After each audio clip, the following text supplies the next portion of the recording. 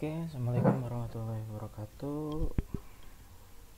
Semoga sehat semua ya untuk kalian semua.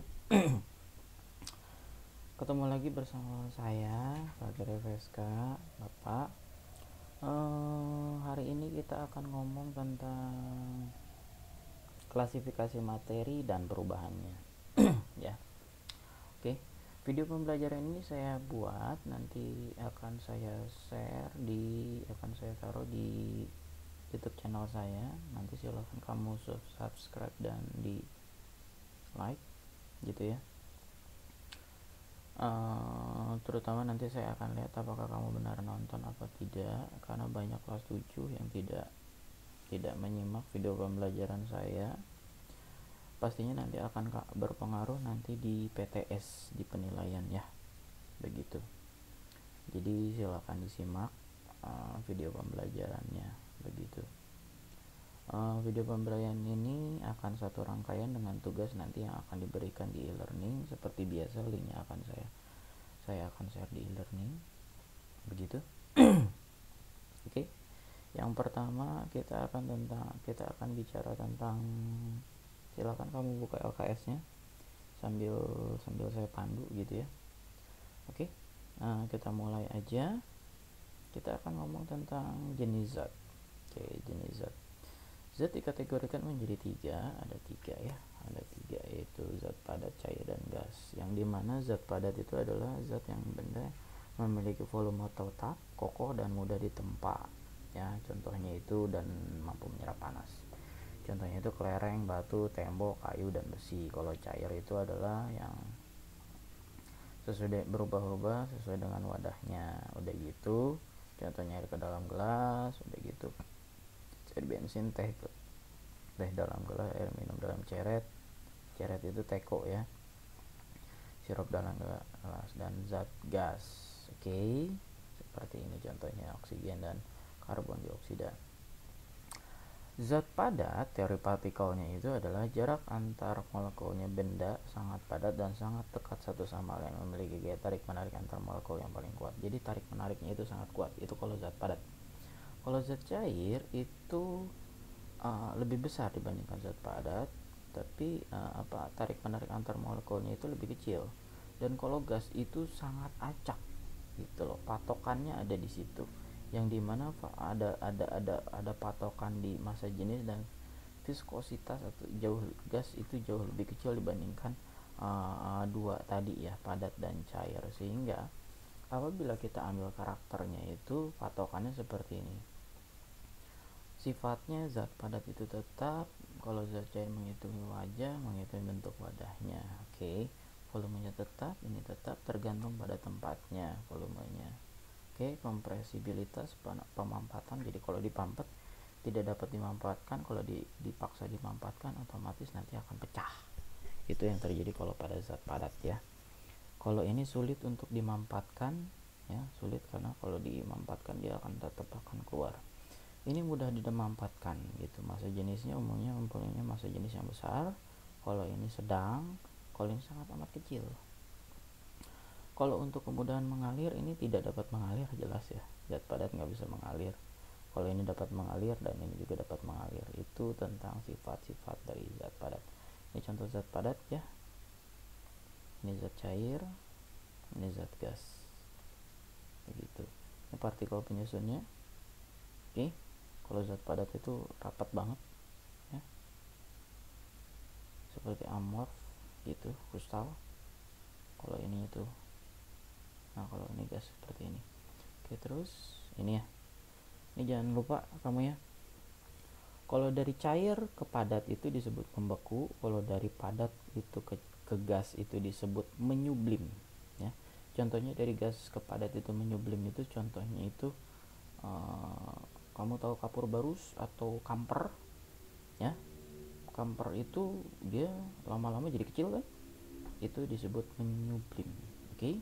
Kalau dari gas ke cair itu namanya mengembun, embun pagi ya, kan dingin tuh ya, jadi cair. Oke, sekarang kita balikin, dari cair ke gas itu namanya menguap ya, cair ke gas. Oke, kamu masak air ke gas itu menguapkan dia. Oke, dari gas ke padat itu namanya mengkristal ya. Dari gas ke padat contohnya mengkristal. Contohnya kayak gimana? Kalau kamu masang bakar apapun itu ya, bakar sampah kayak bakar apa, di atasnya itu ada bangunan, kalau nggak ada itunya nanti suka ada karbon atau hitam-hitam, itu mengkristal namanya. Nah, dari padat ke cair itu namanya mencair, contohnya es mencair begitu, jangan lupa. Nah, ini contoh-contohnya. Mengkristal adalah contoh pembuatan garam menyublim pada kapur barus yang tadi saya bilang. Kapur barus itu adalah kamper. Ini pengembunan itu contohnya pembentukan awal, ini menguap habis, ini juga oke. Jadi seperti itu. Oke, itu tentang klasifikasi materi. Sekarang kita ngomong tentang materinya ya. Materi secara materi ya, itu dikategorikan ada zat tunggalnya ya. Zat tunggal itu terdiri dari unsur dan senyawa. Kalau zat satu lagi campuran itu terdiri dari homogen dan heterogen gitu. Nah, yang dimana unsur zat tunggal itu merupakan zat yang terdiri atas materi sejenis, jadi cuma ada satu materinya. Contoh benda yang adalah air, garam, gula, dan emas 24 karat. Contoh unsur tidak dapat menjadi zat sederhana melalui reaksi kimia. Contohnya oksigen, hidrogen, kalsium, Fe.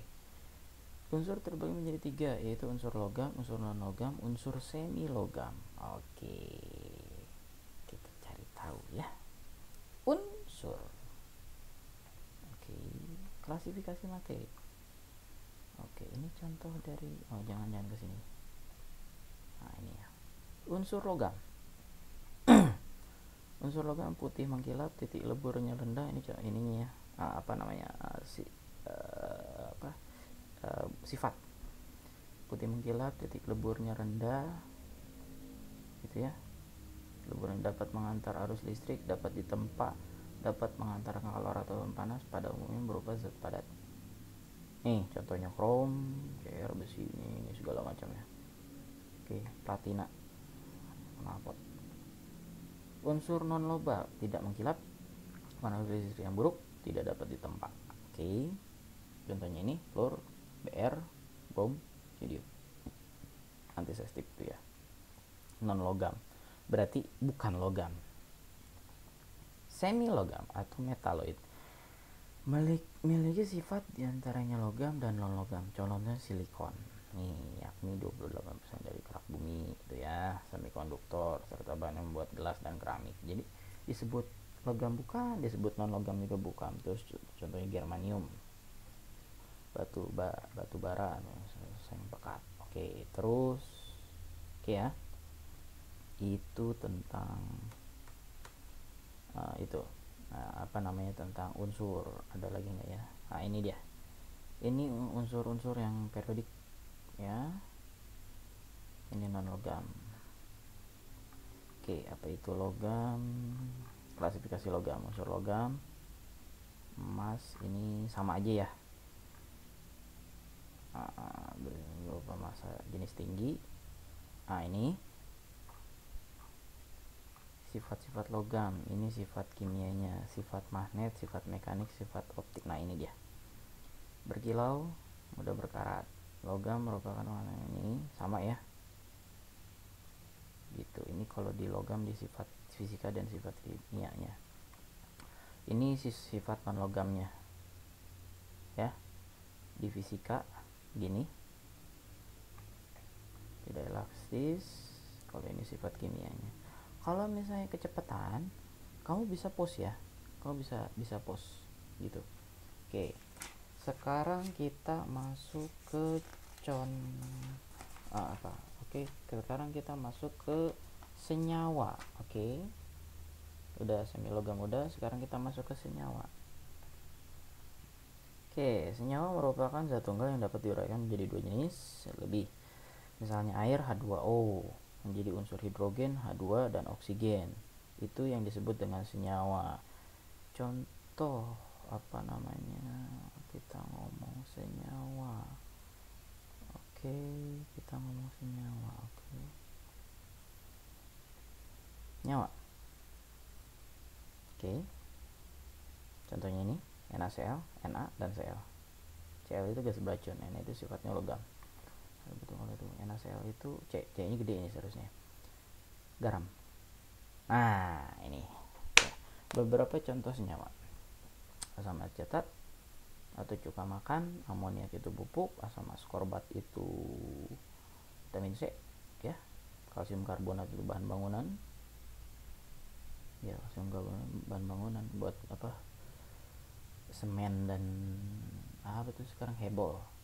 Soda kue itu untuk membuat roti. Karbon dioksida itu penyegar minuman, ya, CO2. Karbonat, kamu tahu penyegar minuman karbon dioksida itu yang kamu keluarkan itu kalau dipampatkan itu minuman minuman karbonasi itu contohnya kayak minuman bersoda. Bersoda ya, minuman bersoda itu contohnya, saya maaf saya ngomongin merek, seperti kayak Coca-Cola, Pepsi, udah gitu, Tabs dan lain-lainnya kayak gitu. Lalu aspirin untuk mengurangi rasa sakit, rumusnya itu rumus kimianya magnesium hidroksida itu obat penawar asam. Asam klorida itu membersih lantai, ya, HCl membersih lantai, ya, itu bisa untuk kamar mandi atau segala macam. Jadi apa namanya, kayak karbol dan lain-lain itu asalnya dari asam klorida dulu. Ini sangat amat asam gitu. Dan biasanya ini untuk selain pembersih apa bisa juga sebagai ini ya, apa itu HCl juga bisa untuk pembersih porselen gitu. Lalu natrium klorida, garam dapur yang tadi, natrium hidroksida itu pengering, NaOH, sukrosa itu pemanis, sukrosa, galaktosa, banyak banget ya, itu pokoknya gugus gula semua itu karbohidrat amilum. Lalu asam sulfat itu pengisian aki, ya, asam sulfat itu air aki. Lalu urea itu adalah pupuk. Oke, nanti kita ngomong campurannya. Ada lagi kita ngomongin tentang senyawa. Oke, senyawa ini contohnya ya, aspirin, banyak banget soalnya, banyak sekali ini sifat asam. Oke, sekarang kita ngomong ke campuran adalah dua atau lebih sifat-sifat asal campuran homogen dan heterogen, ya, homogen dan heterogen. Nah, nanti kita ngomong ke sini ya, apa sih bedanya gitu loh. Campuran dan senyawa, ini perbedaannya ya. Ini harus reaksi kimia, tidak tetap, ini tetap. Senyawa unsur saja, bedanya gitu. Kalau unsur saja, kalau ini dari senyawa. Oke,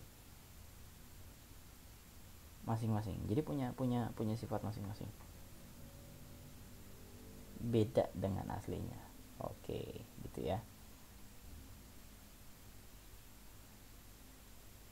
Nah, jadi kalau senyawa itu cuma bisa dipisahkan proses kimia. Kalau campuran itu proses fisika juga bisa di apa namanya, dipisahin. Nah, ini campuran homogen dan heterogen contohnya. Oke. Homogen.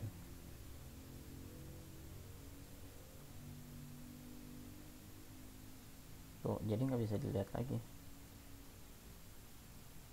Oke. Larutan gula. Jadi kalau misalnya ada air, kamu campur sirup, kamu aduk, kan nggak kelihatan ya mana sirup sama airnya nanti kan, karena sudah bersatu gitu. Lalu larutan garam tuh stainless steel, emas campuran gas, contohnya kayak gitu. Heterogen, tanah, air sungai kan jelas tuh mana ininya bisa disaring kan, air sungai, makanan, minuman, air laut, adonan kue, air minyak tuh, air dengan minyak. Oke, campuran heterogen dibagi menjadi koloid, suspensi. Jadi ada koloid dan suspensi. Partikel hanya dapat dilihat dengan mikroskop ultra. Ini koloid ya. contohnya susu, asap, kabut, agar-agar. Suspensi contohnya adalah protein bisa dilihat dengan mikroskop. Nah, kalau ini mikroskop ultra, kalau ini mikroskop biasa juga bisa kelihatan nih misalnya kayak. Nah, contohnya kayak gimana nih, kita lihat contohnya. Yang tadi. Nah, ini contoh koloid nih. Ini koloid. Ini nggak bisa. Ini kalau pakai ini, kalau kamu lihat pakai mikroskop biasa ya bentuknya tetap kayak gini juga. Nih. Tapi kalau ini suspensi ini bisa kelihatan nih bedanya itu kalau kamu pakai mikroskop biasa bisa kelihatan gitu. Terus mikroskop ultra tuh kayak gimana nih? Ini mikroskop ultra bentuknya kayak gimana? Nah, kayak gini ya. Tuh. Jadi luar biasa mikroskop. Ya, mikroskop ultra seperti itu. Jadi mikroskop yang namanya perbesarannya itu luar biasa gede banget gitu. Jadi sering disebut dengan super mikroskop ya. Apa sih kalau yang sekarang sih kecil, kalau yang dulu tuh gede-gede semua gitu. Mikroskop ultra tuh. Oke ya, bisa kamu lihat semua. Oke, jadi kayak gitu. Itu untuk untuk campuran. Nah, sekarang kita ngomong tentang asam, basa, dan garam. Campuran ya, asam, basa, garam. Oke. Campuran tadi yang kalau untuk SP homogen asam. Oke. Nah, ini sifat non logam. Oke, nggak usah, ini udah. Nah, ini sifat asam, rasanya asam, kalau basa rasanya pahit, rasa garam itu rasanya manis, asin, dan tidak hambar lebih cenderung. Kalau asam itu derajat pH-nya itu kurang dari 7. Oke, derajat pH untuk asam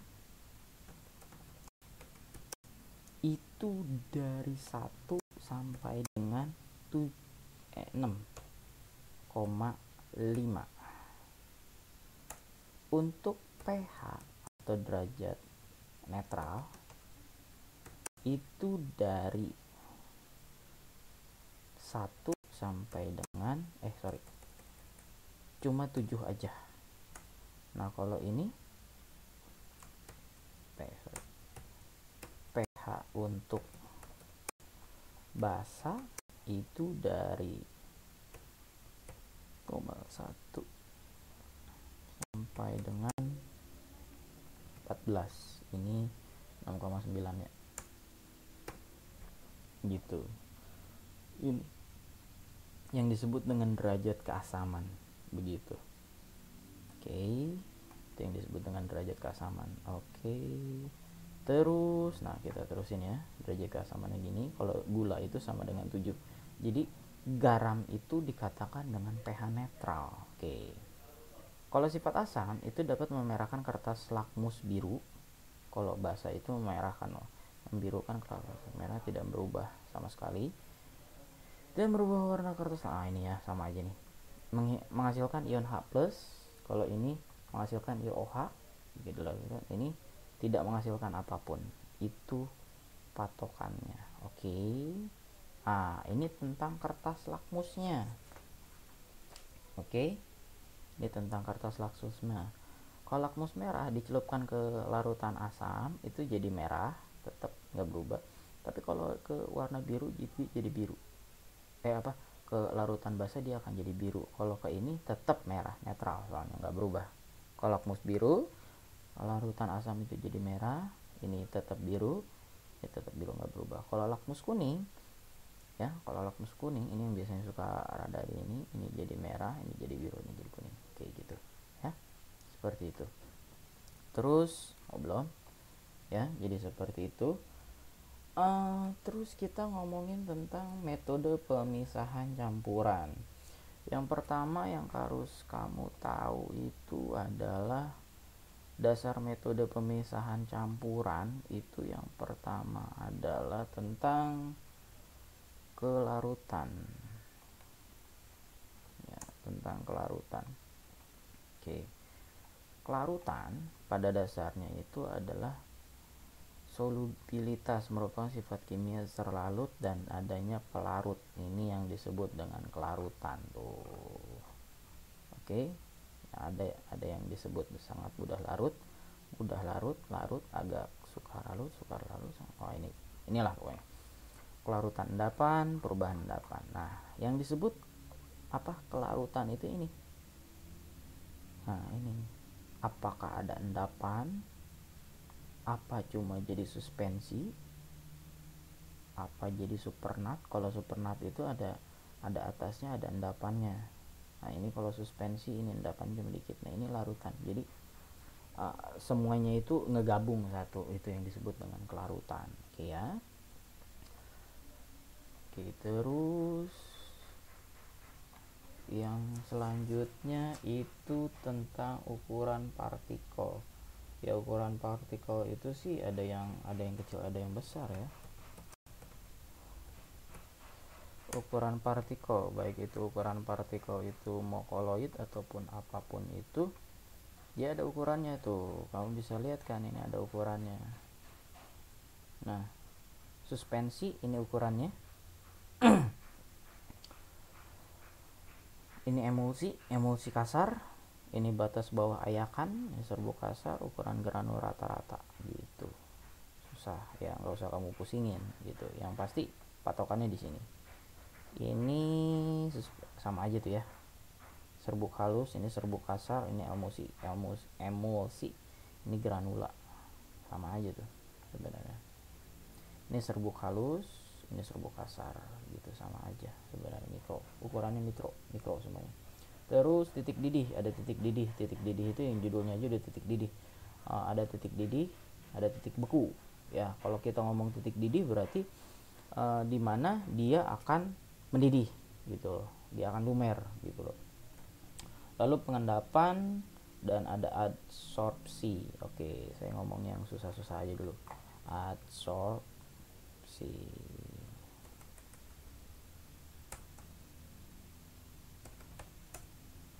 Oke, absorpsi adalah penyerapan, adalah proses ketika suatu fluida, cairan, gas, padatan cairan. Jadi intinya dari absorpsi itu adalah penyerapan itu penarikan suatu suatu, mau itu secara fisika ataupun secara kimia, yang berhubungan dengan gaya van der Waals, yang dimana gaya tarik menarik antara zat terlarut dengan absorben lebih besar daripada gaya tarik menarik antara terlarut. Jadi intinya seperti itu ya. Jadi adanya suatu gaya absorpsi atau gaya tarik menarik begitu ya. Ini contoh dari absorpsi nih ya, absorpsi gitu. Terus ada difusi.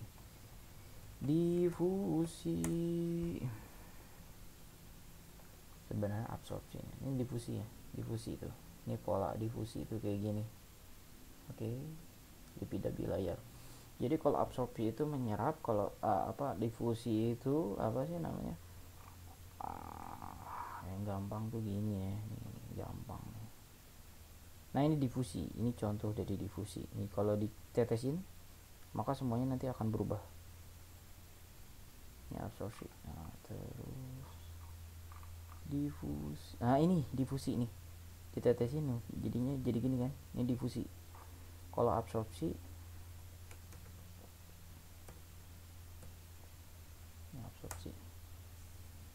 biar gampang, absorpsi atau adsorpsi sarwae. Intinya harus ada itu membran semi permeable.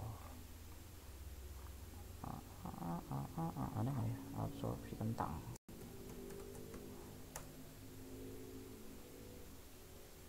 Absorpsi kentang, oh nggak ada ya. Contoh absorpsi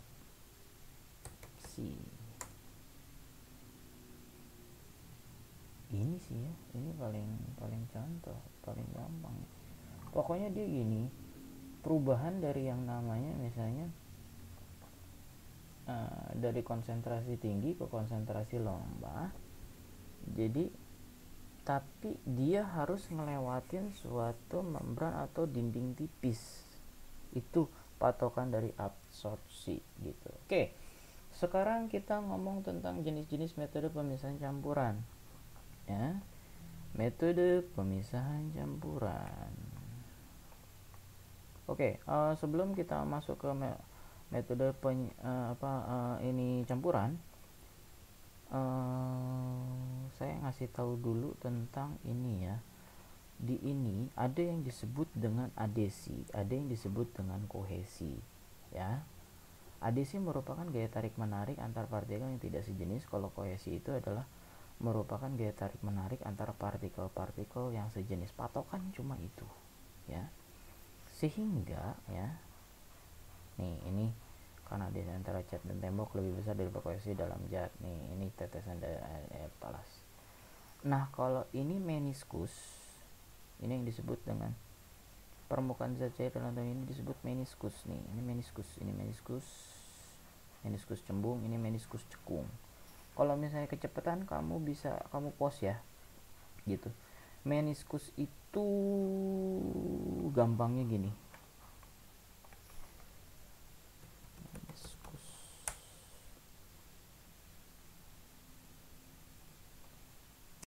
cembung cekung, ada nggak? Ini aja, ini meniskus cembung, ini meniskus cekung ya. Nah ada yang gini, ada yang gini. Ini biasanya kalau kamu masukin air ya, ini masukin air. Nah ini kalau misalnya pakai kayak gini tuh biasanya kalau kamu masukin air raksa. Nah ini kan tuh air pasti gini kan, kalau kamu ngeliat di bawah gitu mikroskop pasti kayak gitu, di tabung reaksi pasti gitu. Itu yang disebut dengan meniskus gitu. Oke, ini yang disebut ada gaya kapilaritas ya. Ini aja. Oke, metode pemisahan campuran bukan benar, kapilaritas. Ini kapilaritas. Oke, contohnya kapilaritas. Ini kapilaritas. Nah ini nih kapilaritas nih. Nih jadi kalau misalnya nih kalau kamu masukin ini nih tuh, apa sih kapilaritas itu contohnya biasanya ke sumbu ya, sumbu tuh. Kalau dimasukin ini dia akan nyerap. Ini yang disebut dengan gaya kapilaritas. Oke, gitu. Ini disebut dengan gaya kapilaritas. Oke, seperti itu. Nah sekarang baru kita ngomong tentang filtrasi. Apa itu filtrasi? Ini saya close dulu. Ini udah tadi, ini udah.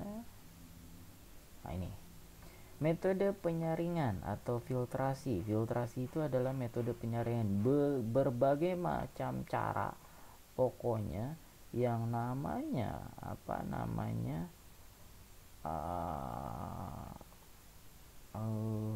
itu filtrasi itu patokannya itu adalah penyaringan. Pokoknya patokannya itu adalah itu. Oke, ini sekarang kita lihat filtrasi ya, bisa kamu lihat filtrasi. Nah ini dia.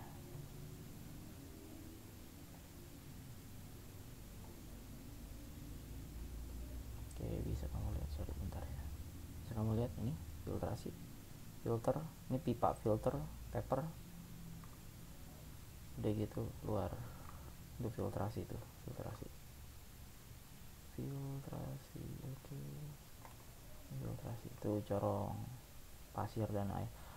Contohnya filtrasi kopi dah. Nih ini namanya filtrasi tuh, jadi kopi kan, ini filtrasi nih tuh. Biasanya ini dipakai para barista tuh ya. Ini ini filtrasi, ini contoh dari filtrasi. Oke, itu teknik pertama ya, metodenya, metode pertama. Terus yang kedua itu kristalisasi. Nah metode kedua adalah kristalisasi. Kristalisasi adalah campuran antara zat pada terlarut dengan larutan, cara menguapkan pelarutannya. Oke, nih yang disebut kristalisasi itu kayak gini. Oke, nah ini dia yang disebut dengan kristalisasi, yang gampang. ini sublimasi dan kristalisasi ini yang paling gampang.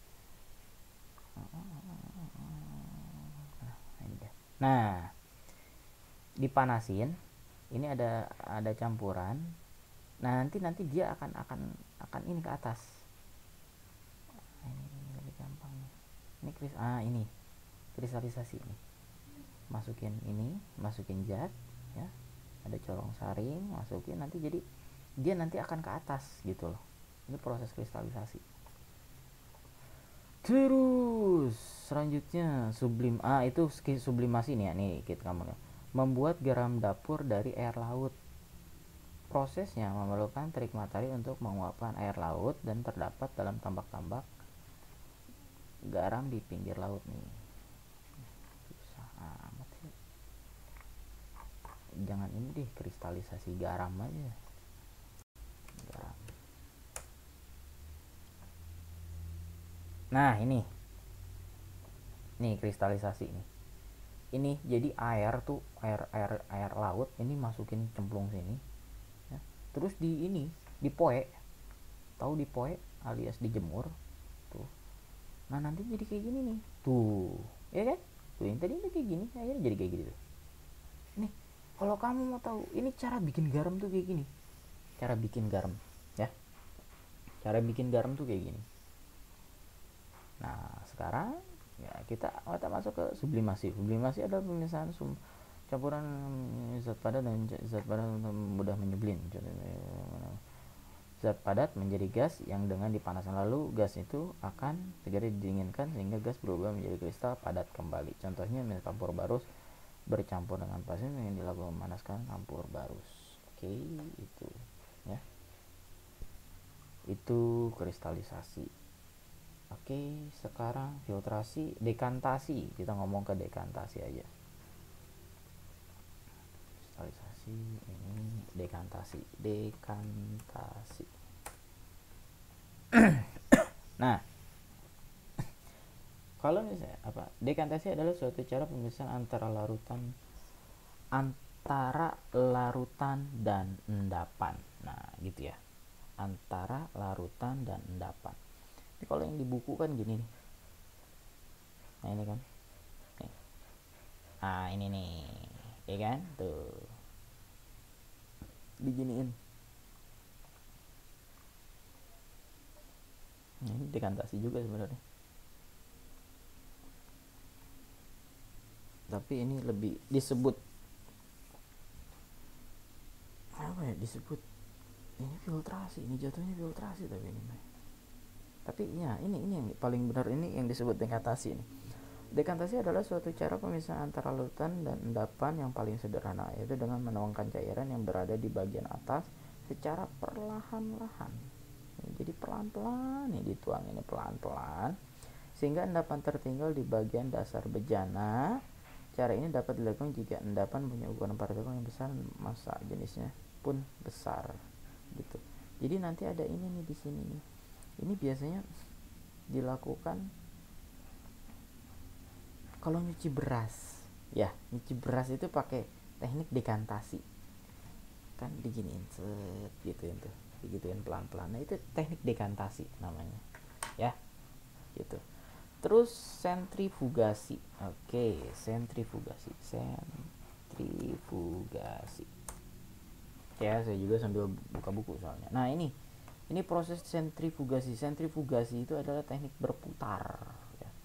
Jadi diputar, metode mempercepat proses pengendapan dengan cara gaya sentrifuga. Gaya sentrifuga itu gaya memutar ya. Kayak ngocok air, bikin kopi gitu. Sentrifugasi. Ini alat sentrifugasi ini. Jadi nanti muter-muter. Ya. Jadi muter-muter tuh. Jadi masuk terus diputar. Itu namanya ini tabung sentrifugasi. Jadi sentrifugasi itu diputar. Oke? Itu bisa lihat, kamu lihat di situ. Berapa itu. Lalu evaporasi. Nah, ini evaporasi ya. Ini evaporasi ini cukup jadi evaporasi ya.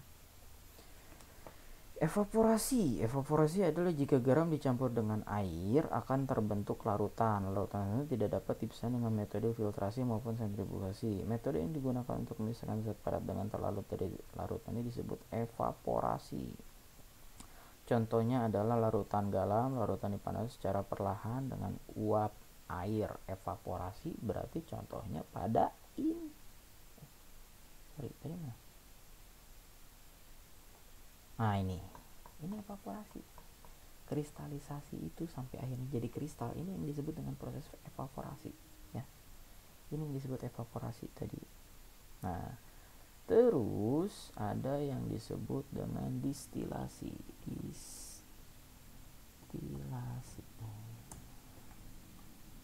Nah ya, distilasi itu kayak gini. Waduh, Pak Bulit dah kalau distilasi itu adalah teknik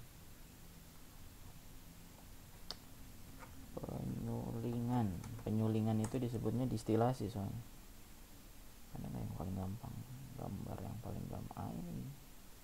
Ini nyuling, ini gambar lagi nyuling. Nah, itu jadi dimasukin air ya. Gampangnya ada nggak yang teknik nyuling suka kayu. Biasanya teknik nyuling itu pakainya kayak kamu bikin parfum, teknik nyuling tuh. Nah ini nih kayak minyak nih ya, disuling jadi dipanasin nih, minyak mentah panas nih masuk ke dia minyak panas, terus dibakar. Nah nanti ini jadi minyak berat, ini jadi solar, ini jadi kerosin, ini jadi bensin, ini jadi gas tuh. Ini menara penyulingan, disebut dengan menara penyulingan gitu. Terus itu contoh dari penyulingan. Jadi ada tahap-tahapnya ataupun, nah ini dibuat kayak gini, ini paling gampang nih.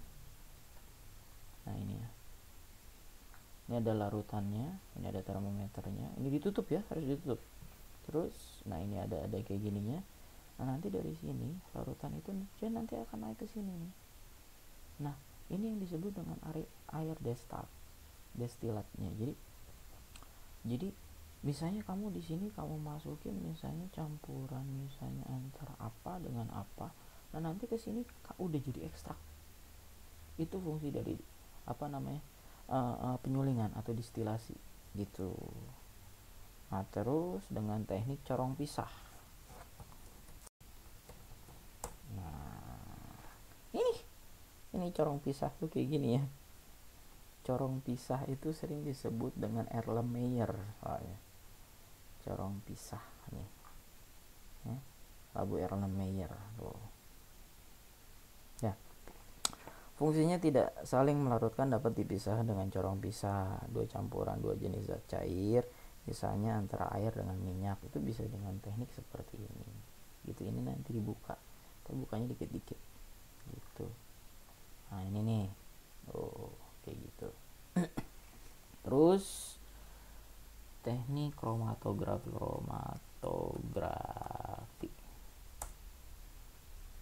nih, kromatografi ya. Kromatografi itu adalah pemisahan campuran yang terjadi karena perbedaan kelarutan zat-zat pelarut serta perbedaan kecepatan penyerapan atau absorpsinya itu beda-beda nih. Nah ini kromatografi nih ya, penyerapannya beda-beda. Nah ini kromatografi juga, ini kromatografi, teknik penyerapannya beda-beda, filtrasinya beda-beda gitu loh. Siapa yang paling cepat? Itu kromatografi. Fungsinya adalah dalam sehari-hari tuh memeriksa apakah pestisida yang terdapat pada sayuran atau buah-buahan masih dalam ambang batas atau enggak. Udah gitu menguji tinta, menguji bahan pewarna, menguji narkoba juga bisa pada atlet gitu ya. Terus sublimasi tadi udah tahu, kita tulis lagi. Sublimasi itu ya yang tadi tuh. Nah ini sublimasi ya. Kok es batu sih? Ini nih kapur barus nih. yang kalau di ini nanti kan jadi nguap terus gitu. Lalu ekstraksi, nah jadi dia intinya mengekstrak ya, mengekstrak. Ekstraksi itu udah rekristalisasi, jadi intinya ini lagi gitu. Oke, lalu ada sifat, ini masih jenis campuran, pemisahan campuran, filtrasi, destilasi itu ya. Oke, asam basa, asam basa, indikator asam basa, garam. Oke, lalu sebenarnya ada sifat fisika, sifat kimia ya. Kita ngomong sifat fisika. Kita ngomong sifat fisika dulu, ada nggak nih contohnya? Moga-moga ini ya, sifat fisika. Oke. Nah ini sifat fisika. Keras, ini sifat kivi, kekerasan, hambatan, jenis selisih, kelenturan, wujud, warna, kelarutan. Ini bukan sifat fisika. Ini nih. Ini sifat fisika dan kimia. Ini lebih gede. Oke. Sifat fisika dan kimia, bentuk fisiknya sifat atom. Oke, bukan, jangan yang ini terlalu tinggi buat kalian. Nah ini sifat kimia adalah sifat yang dapat diamati. Ini mengalami perubahan kimia. Oke. Perlu dilakukan untuk menunjukkan sifat-sifat tidak diperlukan reaksi kimia di sini. Nah kalau di fisika itu nggak perlu reaksi kimia. Tentang kegiatan ini hubungan. Oke. Ini. Oke. Cuman ada ciri-cirinya. Nah, ada ciri-cirinya. Oke, yang penting kalian itu harus tahu ada ciri-cirinya. Sifat dari fisika itu warna, yaitu apa namanya, terjadi perubahan warna. Nah ini irreversible. Jadi warnanya itu dia kalau fisika itu, sifat fisika itu dapat diamati secara langsung. Wujudnya juga ada pada cairan gas, baunya itu gas dan atau uap. Udah gitu rasanya juga jelas gitu, antara misalnya contohnya garam, asin dan gula asin. Lalu keraturannya, daya hantar listrik, titik didih, titik leles, kemagnetan, dan keruhan. Itu sifat materinya. Kalau untuk sifat kimia itu mudah terbakar, berkarat, mudah busuk, warna yang berubah, dapat bereaksi ke reaktifan. Lalu perubahan fisika, itu udah tadi ya, perubahan fisika, perubahan wujudnya, perubahan ukuran, perubahan bentuk. Oke. Perubahan kimia itu ada pembakaran. Kalau dibakar maka dia akan jadi arang ya, perubahan kimia. Kalau untuk proses pengkaratan itu disebut dengan korosi gitu. Udah gitu ada fermentasi atau peragian, dan ada juga pembusukan, lalu aliran listrik, fotosintesis. Oke. Itu tentang semua tentang apa namanya, klasifikasi zat atau klasifikasi materi. Oke, sampai sini pembahasannya. Apabila ada yang mau ditanyakan, silakan nanti kalian menghubungi saya ya. Dan jangan lupa video ini ditonton. Kalian silakan kalau mau komen atau ada yang mau ditanyakan, silakan kalian tanyakan, nanti akan saya cek. Ataupun kalian bisa langsung menghubungi saya. Oke, demikian dari saya. Silakan subscribe dan like videonya, dan tolong disimak. Dan nanti akan ada tugas dari saya.